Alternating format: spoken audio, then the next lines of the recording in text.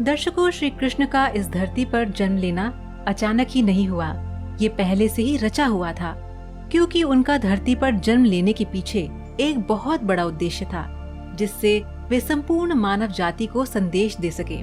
वे समय समय पर अपनी लीलाएं रचते रहे, लेकिन जिस प्रकार वे धरती पर आए, उसी प्रकार उनका स्वर्ग लोक में वापस जाना भी तय था। वे इस धरती पर एक निर्धारित समय के लिए आए थे, और जैसे ही उनका उद्देश्य पूरा हुआ, वे स्वर्ग लोक की ओर प्रस्थान कर गए। आइए जानते हैं कि उनका स्वर्ग जाना कैसे हुआ। श्रीमद् भागवत पुराण में श्री कृष्ण को स्वयं भगवान कहा गया है। इसके अतिरिक्त कुरुक्षेत्र भूमि पर अर्जुन से भी श्री कृष्ण ने स्वयं को परमेश्वर कहा था।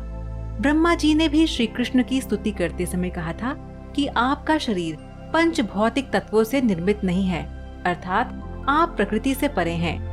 भागवत आदि ग्रंथों का अध्ययन करने से स्पष्ट हो जाता है कि श्री कृष्ण स्वयं ईश्वर हैं, तथा वे 125 वर्ष धरती पर रहे, तथा इसके बाद भी कृष्ण को बहेलिये ने, यानी कि जिसे पक्षियों का शिकार करने वाला व्यक्ति कहते हैं, उसने उन्हें मृग जानकर तीर मार दिया।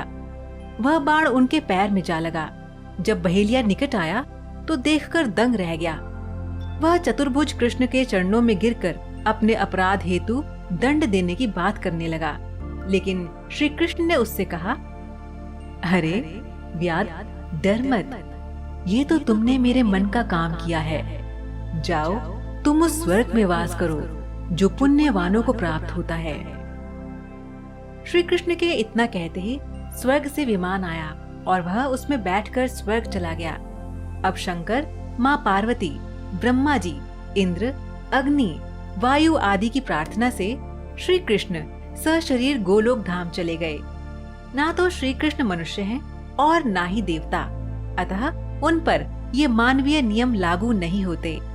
वे माँ देवकी और वासुदेव के सामने ही चतुर्भुज विष्णु रूप से प्रकट हुए और उनकी प्रार्थना से योग माया द्वारा शिशु रूप ग्रहण कर लिया।